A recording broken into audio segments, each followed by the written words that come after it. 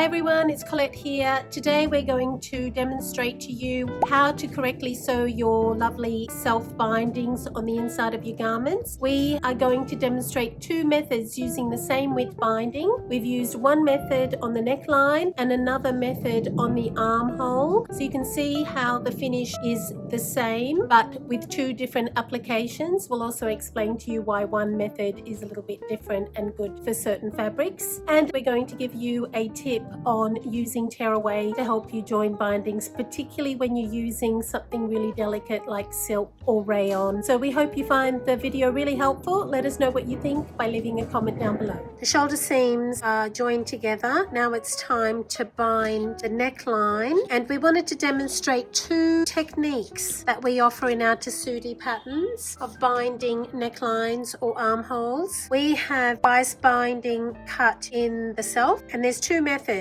There's one method where we have you press the binding in half, and then we have another one where we simply leave the binding on the open like this. We're going to demonstrate both to you so that you can choose the method that works best for you. As is always the case with our binding, we always cut them longer than your binding against the area that you're going to bind before cutting any excess off, because each fabric reacts differently on the bias. And also good to angle off your binding ends in the same direction. So you'll see that the angle here is going in that direction, and so is that one, so that when you come around to joining your ends and you join them together, they're angled off in the right angle. Just a good way to check if you line them up.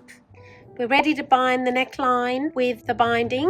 We're going to start and have the beginning of the binding pinned away from a bulky seam, in this case the shoulder. So I'm placing the binding, the two raw edges of the binding, along this neckline edge. Do the same on an armhole. We're going to place a pin a ½ inch away from this cut edge, which is about here.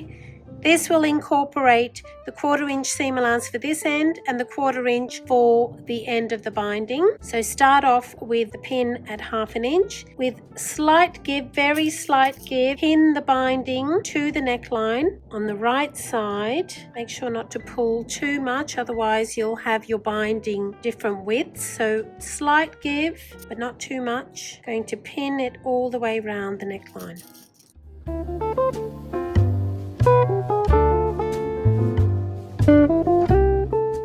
Make sure the seam allowance goes in the right direction when you get to the opposite shoulder seam. Now coming around to the front, again slight give, not too much, as we want to keep the width of the binding even. Having the tearaway violin behind my hand helps to keep the neckline stable and prevents it from stretching as I'm applying the binding. I'm coming to the end of the binding. Now I've got a longer length. I can see that I've come up to that pin, but I'm going to keep check measuring until I come to that pin point. And when I get to that pin point, I'm going to place a pin right on top. And that'll be where I need to cut the binding. But because it's on the fold, I'm going to just pin half of it and then open it up. Now because I have linen, you can see the bias grain, I'm going to cut it somewhere here, and then I can pull a thread. So I've pulled a thread out, and there is my angle to cut the binding on grain. And see, it lines up perfectly with that pin. Now I'm going to undo the pins closest to the ends. I'm going to open up the binding and have right sides facing each other. I've got to overlap the ends a bit so that when I place a pin at the 1/4 inch mark, I can just quickly open it up and make sure that the ends line up. No, I can see it's too high, so I'll reopen it, repin it. Yes, you can see that line that I want to have continue. Now, I mentioned before that it's a good little use of tearaway. You pop behind the binding end as a added stabilizer to sewing these narrow ends with the 1/4" seam. Now you can imagine if you were using silk or something really flimsy, quite often that gets chewed up under the machine foot. So having that little bit of tearaway put behind that edge, when we sew that together, it'll be so much easier to work with. And then after you've sewn the seam, you just simply tear it away.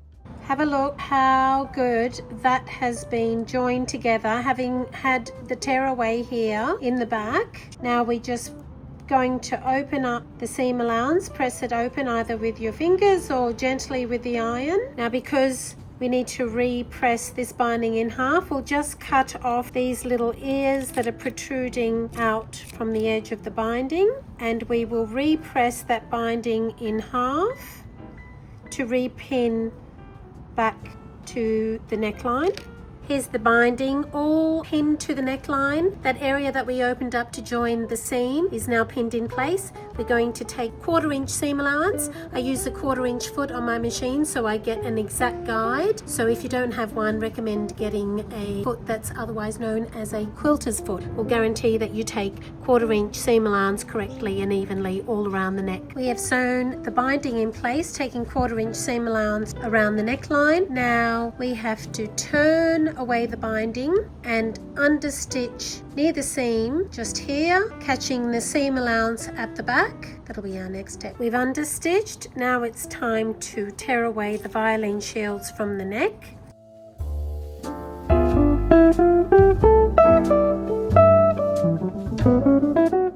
Anything that's inside the seam allowance can be left inside, because when we turn the binding over to the wrong side, it will be covered. Now we're going to stitch on the edge of the binding. Also worth mentioning, you'll notice that with a 1/4" seam, we never ask you to clip into the curve or to trim away. You need that seam allowance to give that binding and that neckline some stability. If you trim away that seam, you won't get the same finish on your neckline. So we are going to stitch on this folded edge and secure the binding in place all around the neck. Here finished is the binding around the neck. Lovely and even. That edge stitching along that folded edge creates this lovely top stitching detail around the neckline, and it's only at this point do you press the neckline. Now to demonstrate this other method technique that we use, that some of you might find a lot easier because there's no pressing of this binding in half. You leave it on the open. You still angle off your ends because we want an angled seam on our binding, and we're going to pin it as we did on the neckline away from a seam. In this case it's the underarm seam, so I'm going to place the binding with right side facing the bodice, and we're going to place a pin roughly 1/2 inch again away from that angled end, because it's the 1/4" seam allowance for this end of the binding and the 1/4" for the end. So pin again, slightly stretch, not too much, the binding, pin it all the way round, lining up raw edges of the seam and the armhole in this case together. Again, when we come around to the end, we are going to overlap that first pin and cut the binding off the excess at that point. Like I mentioned, this binding method is particularly good on anything a little bit thicker, and I'll explain why when we trim away some point. So here's the pin where we started. So when I get to that point again, I'm going to place a pin the same point that this pin is, and that'll be my cutting line to join up the ends together. Again, to demonstrate, I've started 1/2 inch in, pinned the binding with right side facing on the open all the way around the armhole. The same would be for a neckline, and when I've come to the point that my binding lines up with that pin, I've placed a pin at that same point. Here's the excess, and that'll tell me where to cut my binding on that bias grain. So you can see it here on the linen quite easily. So I'll trim that, and then we're going to join it together. Here are the bias ends pinned together with right sides. Again, I've placed a little bit of tearaway behind those ends to help stabilize this when I sew the 1/4 inch seam allowance along the ends.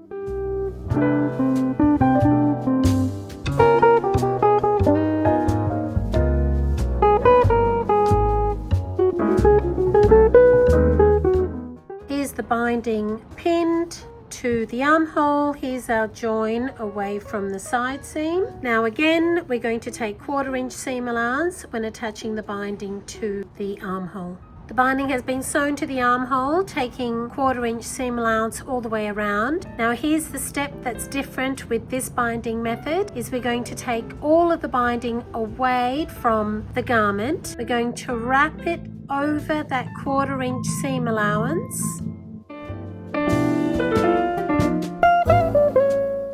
Going to place a pin to the right of the armhole seam, and we're going to understitch to the right of that seam, catching that binding at the back. It's raw on the end there, and that's fine, and we've got the armhole tearaway. Here we have the binding all understitched near the seam, and here is the raw end of the binding. Now it's time to tear away the violin shields that we have on the armhole.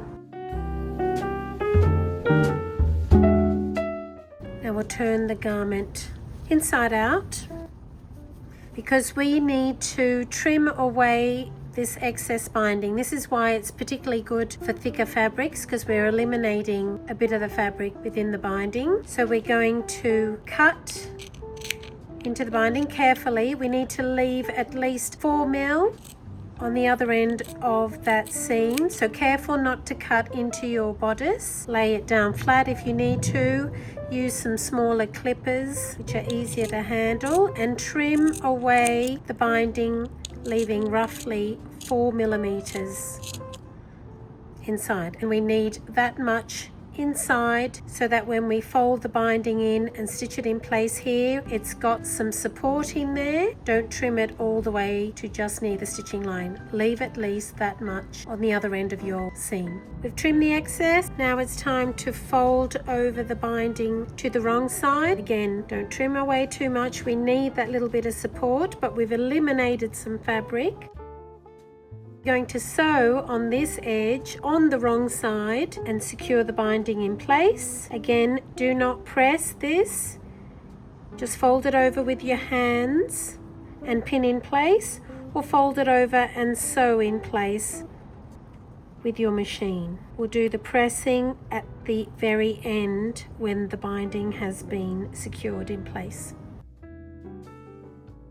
Here's your finished armhole with the binding sewn in place on the wrong side here to create that lovely top stitch detail on the outside of your bodice. I'll turn the bodice inside out so you can have a look at the lovely bindings created by those two different methods using the same width bias but two different applications. Here's the binding done on the open, and here we've done it on the double fold. We hope you liked this binding tutorial. Don't forget to like and subscribe if you'd like to see more videos like these. Thanks for watching.